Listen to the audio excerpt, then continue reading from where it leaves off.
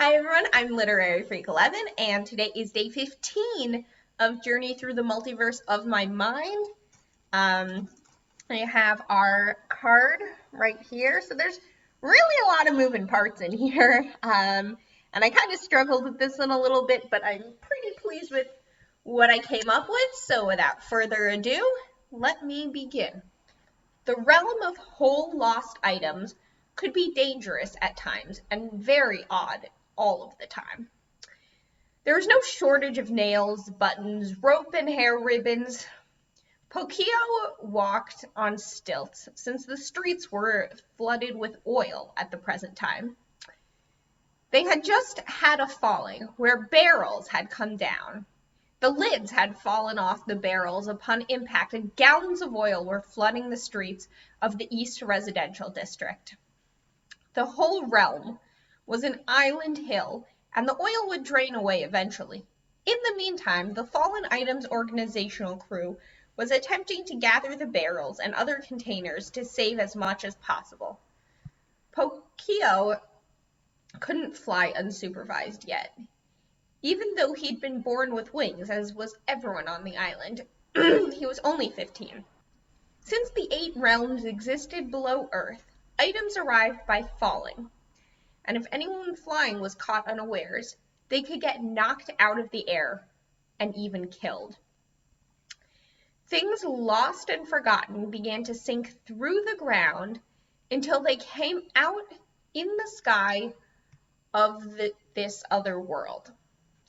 Stilts allowed him to wade through the mess safely, and they were the best method of transport until Pokio passed his aerodynamics and maneuverability test at 18.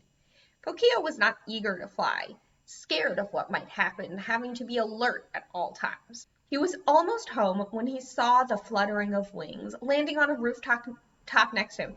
"Get down!" a woman yelled, and she disappeared through a trapdoor on the roof. Pokio was out of his stilts in 2 seconds, fluttering his wings to land deftly on the ground and splashing 2 steps through the oil, pressing himself so hard against the door that when the woman opened it, he tumbled backwards. Getting inside was the best way to avoid falling objects, but the second best way was to press yourself against a wall or in a doorway so that the falling item had less chance of hitting you. The woman caught him and pushed him farther into the house.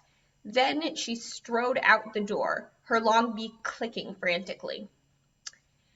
He took off his shoes at the door, trying not to get too much oil on her floor, although the cuffs of his pants were still wet.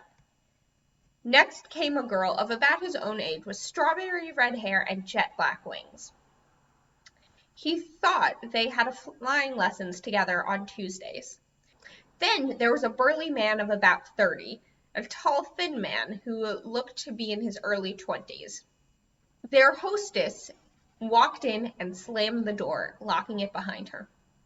Distracted by the collection of people, Pokio had forgotten to see what was falling. It must have been big, though. He looked out one of the buttonhole windows, filled with glass in the holes, but could see nothing from this angle. "Get away from the window," the woman who owned the house said. She gestured for them to huddle in the back corner of the room closest to the center of the house. "I understand a canoe becoming unmoored and getting lost," she grumbled, "but how does one lose an entire ship?" She didn't seem to be talking to anyone in the huddle. Before they could ask her anything, they heard an enormous crash. Oil splattered the windows and walls. The massive ship stood there, half a block up in the street, and began drifting lazily down towards the water. "We have to get on that ship," Pokio said. "What?" the redhead girl asked. "Are you sick of being rained on by scorpions and sailboats?" Pokio asked in a frustrated voice. "I want to know that there's another way to live." "We've never been able to visit other realms before because we haven't had the sailing capabilities or a ship big enough to store that much food." "Fair point," the hostess agreed.